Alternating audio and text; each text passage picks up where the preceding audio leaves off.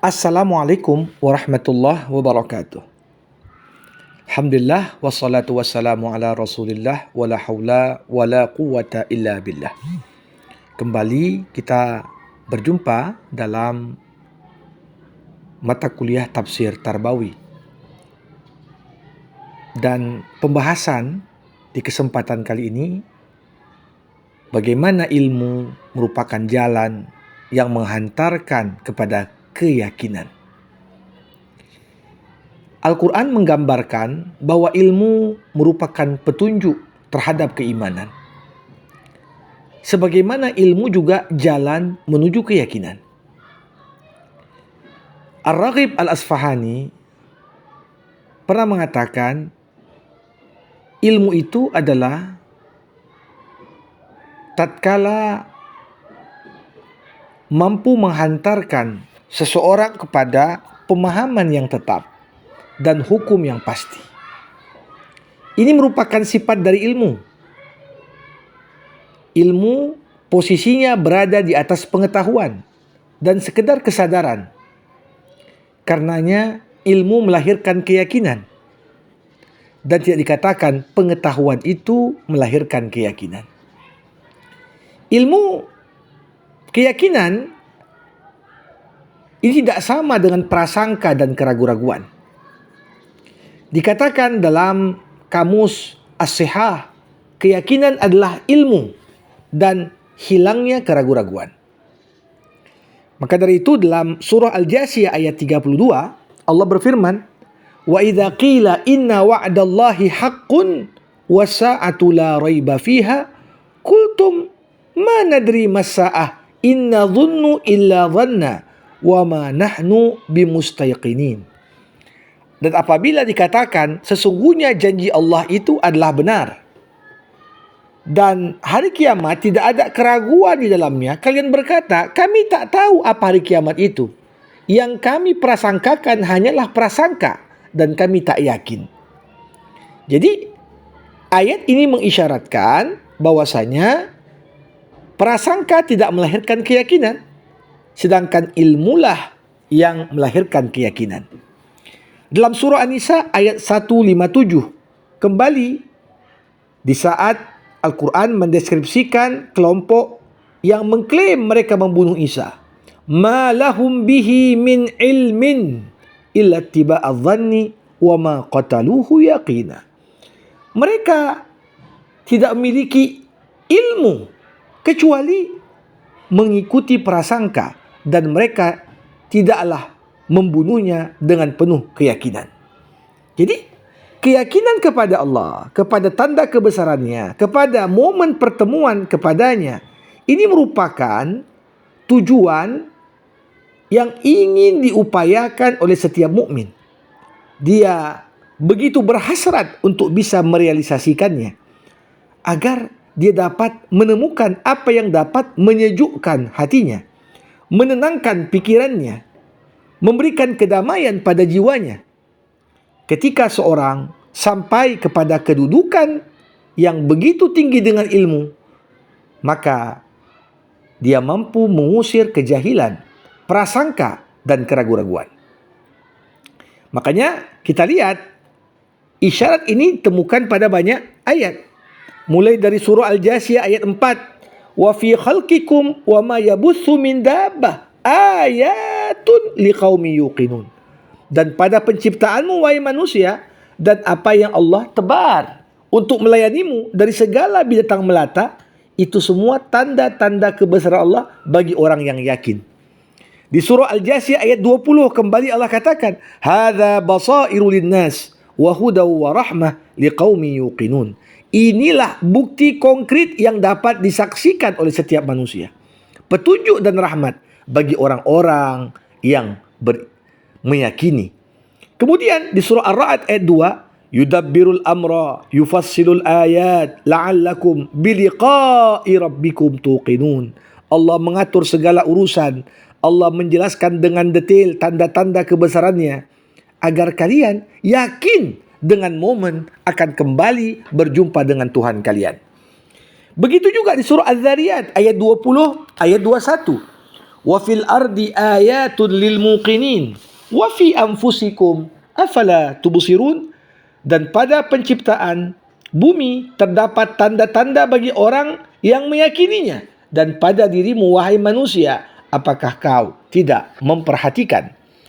Jadi termasuk bagaimana Quran mengabadikan pujian Allah kepada Ibrahim dengan mengatakan, kadzalika nuri Ibrahim malakutas samawati wal ard wal yakuna minal muqinin. Demikianlah kami tunjukkan pada Ibrahim kekuasaan kami di langit dan di bumi, agar dia tergolong dalam kelompok orang-orang yang yakin.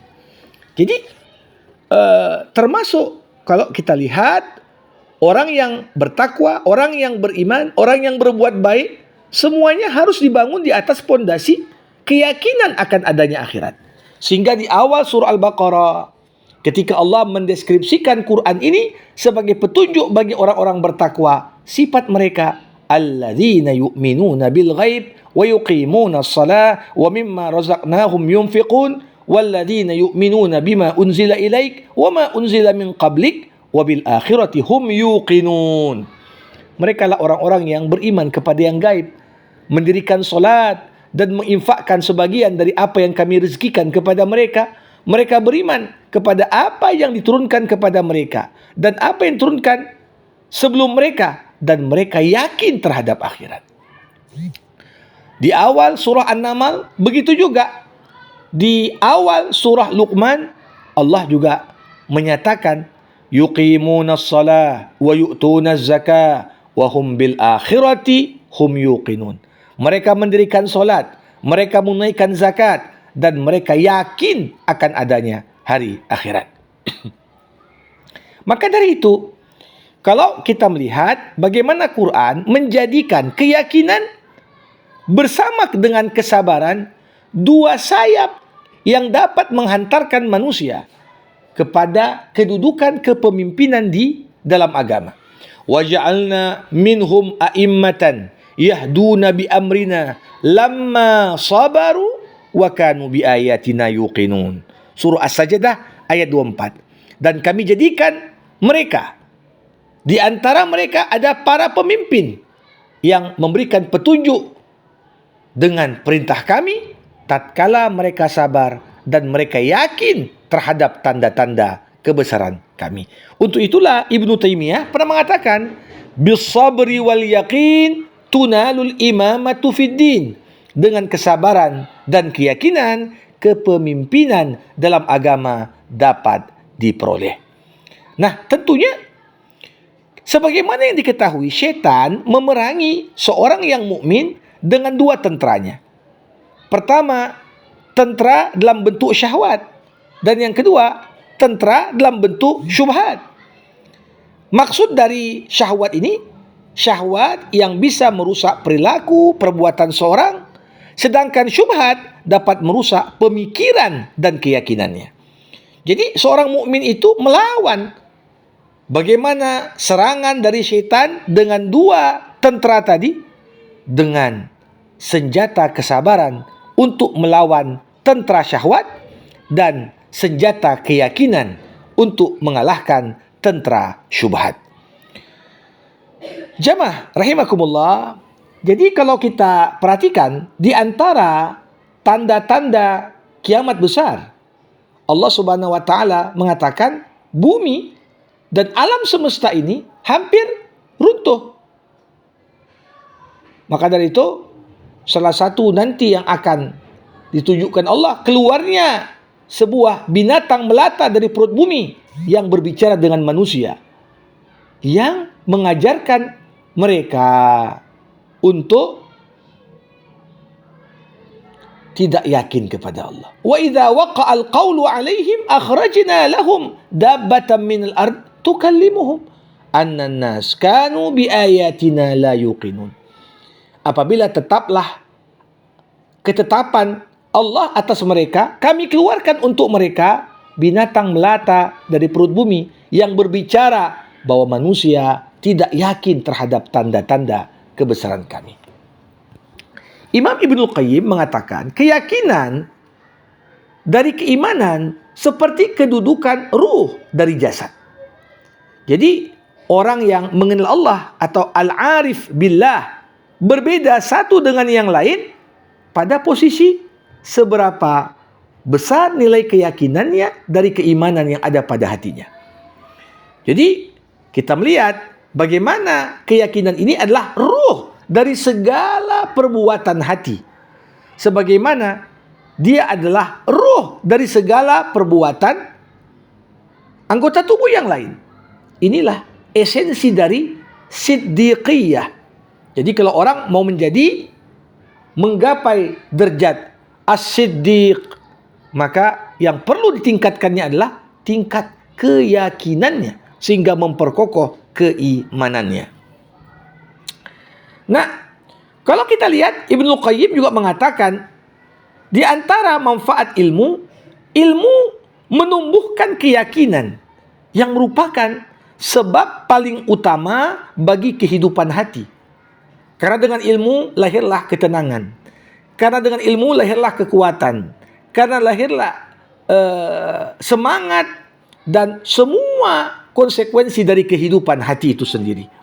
Maka dari itu, kalau kita melihat, ya penting sekali seorang mukmin itu untuk menambah keyakinannya dengan menambah keilmuannya. Nah, kita lihat dalam Quran, keyakinan itu memiliki 3 tingkatan. Yang pertama, ilmul yaqin. Sebagaimana difirmankan Allah dalam surah At-Takatsur ayat 5. Kalla law ta'lamun ilmal yaqin. Sekali-kali tidak, kalau kau mengetahuinya dengan ilmu yang penuh keyakinan. Ada tingkatan kedua namanya ainul yaqin. Sebagaimana juga disebutkan dalam surah At-Takatsur ayat 6 dan 7. La tarawunnal jahim thumma la tarawunnaha ainal yaqin. Kau pasti akan melihat neraka jahanam dan kemudian kau akan melihatnya dengan pandangan yang melahirkan keyakinan. Tapi ada tingkatan tertinggi, itulah haqqul yaqin. Sebagaimana disebutkan dalam surah Al-Waqiah ayat 95, inna hadza lahuwa haqqul yaqin. Ya, sungguhnya ini adalah sebenar-benar keyakinan. Jadi kalau kita mencoba untuk mengkaji, pertama kedudukan ilmu yaqin. Ini adalah ilmu yang kokoh dan mendalam yang tentunya kalau orang sudah sampai pada tingkatan ilmu yaqin, tak mungkin lagi ada syubhat di sana. Tidak ada keraguan, tidak ada kelalaian.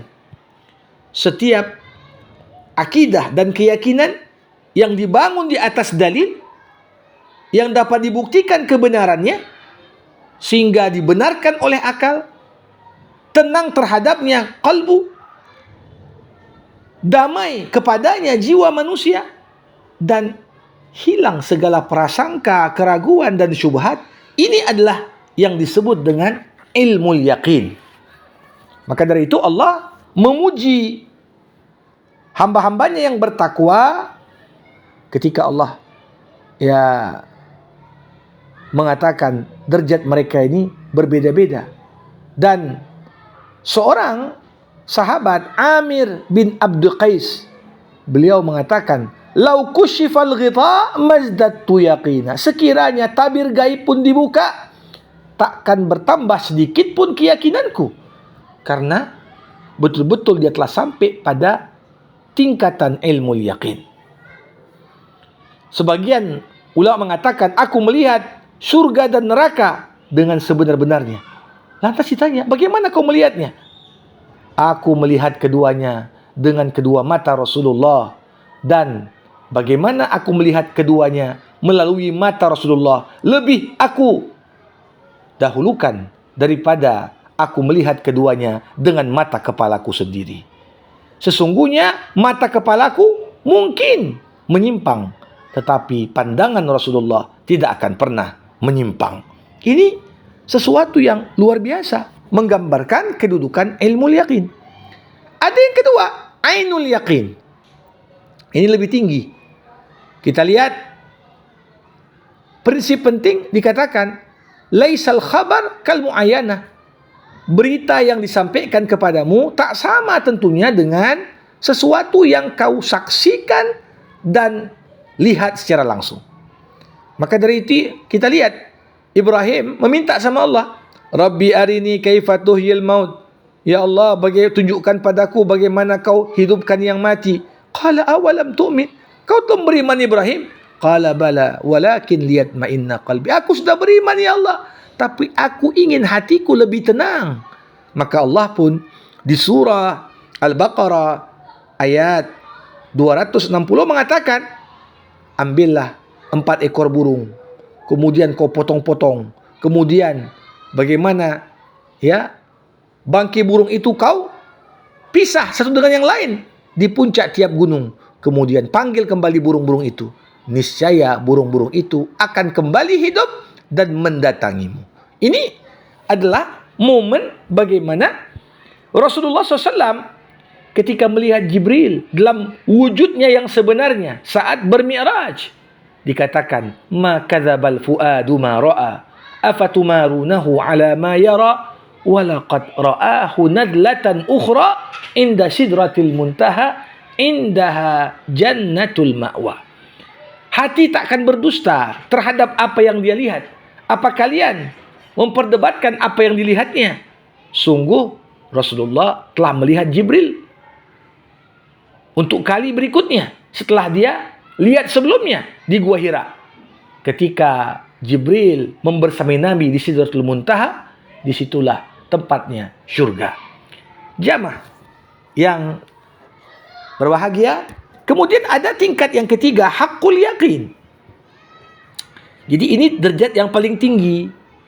Kalau ilmu yaqin dibangun di atas berita yang benar, ainul yaqin dibangun di atas bagaimana seorang menyaksikan secara langsung, maka haqqul yaqin mirip dengan menyentuh dan merasakan.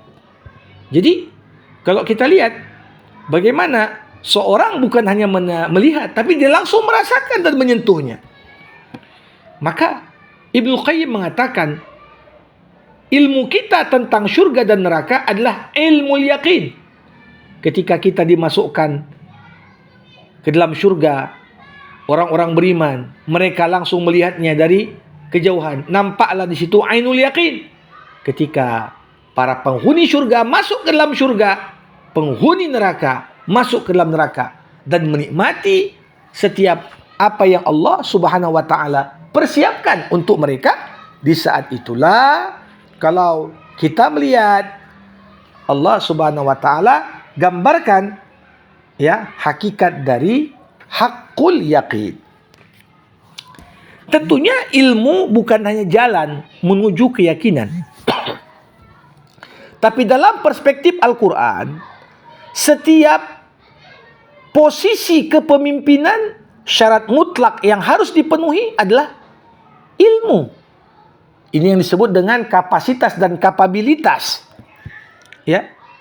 Jadi apalagi seorang mau jadi pemimpin di tengah masyarakat, pemimpin di tengah umat, tidak boleh memimpin umat ini orang-orang bodoh. Ya. Apabila satu urusan diserahkan bukan kepada ahlinya, maka tunggulah kehancuran. Makanya kalau kita lihat kisah Talut yang diabadikan dalam surah Al-Baqarah mulai dari ayat 246, 247, Allah berfirman, Alam tara ilal mala'i min bani Israel min ba'di Musa idh qalu linabiyyin lahum ib'ath lana malikan nuqatil fi sabilillah. Orang-orang Bani Israel sepeninggal Musa, mereka datang kepada Yusha bin Nun. Mereka berkata, ya tunjuk untuk kami seorang pemimpin yang dengannya kami akan berperang. Tapi Allah justru menginstruksikan, Allah menunjuk si Talut sebagai pemimpin. Walaupun dia mendapatkan penolakan karena hartanya, status sosialnya, tapi Allah kemudian menjelaskan kenapa alasan memilih Talut sebagai pemimpin. Innallaha astafahu alaikum wa zadahu bastatan fil ilmi wal jism. Allah lebihkan untuk Talut atas kalian dalam hal ilmu dan fisik. Jadi ini penting sekali. Ya, tentunya tidak mungkin seorang itu memiliki kapasitas tanpa ilmu. Kalau fisiknya sakit-sakitan, ya. Disinilah termasuk ketika Yusuf alaihissalam dalam surah Yusuf ayat 54, 55 mengajukan dirinya untuk menjadi orang yang didudukkan pada posisi bendahara negara. Apa kata Yusuf? Qala ij'alni ala khazainil ard inni hafizun alim. Wahai raja, jadikan aku orang yang bertanggung jawab atas bendahara kerajaan. Aku orang yang jujur dan memiliki ilmu. Jadi integritas dan kapabilitas ini penting. Coba bayangkan negeri dalam kondisi krisis, justru pemimpinnya itu orang-orang nggak berilmu. Ya, disinilah kalau kita melihat kata hafidh menggambarkan adanya pengalaman, adanya kapabilitas, adanya penguasaan terhadap masalah yang memungkinkan bagi orang yang bersangkutan untuk mencari jalan keluar terhadap apa-apa yang dihadapinya dari problem-problem yang mengancam, ya, apa-apa yang sedang dihadapi. Bahkan kalau kita lihat dalam kisah Musa di surah Al-Qasas ayat 26, di saat Musa membantu dua anak gadis, seorang laki-laki soleh yang sudah lansia, ketika salah seorang dari anak perempuan itu merekomendasikan kepada ayahnya untuk mengangkat Musa sebagai pekerja bagi mereka, membantu mereka. Apa katanya? Ya abati istajirhu inna khaira man istajarta al-qawiyul amin. Wahai ayahku, jadikan dia sebagai pegawai kita. Sesungguhnya sebaik-baiknya yang kau pekerjakan adalah orang yang kuat, punya ilmu, dan juga orang yang berintegritas. Jadi ini kata-kata fisik, kuat fisik, ini sama dengan ya kata-kata alim dalam perkataan Yusuf. Dalam kata-kata amin, kata-kata hafidh menggambarkan bagaimana kapabilitas, kompetensi yang dimiliki. Ini merupakan syarat penting dalam melengkapi syarat lain, itulah syarat integritas. Dan tentunya dalam buku-buku siasah syariah tentang persyaratan yang penting untuk dimiliki seorang pemimpin, kita temukan dengan jelas di karya-karya para ulama. Demikian yang dapat disampaikan. Assalamualaikum warahmatullahi wabarakatuh.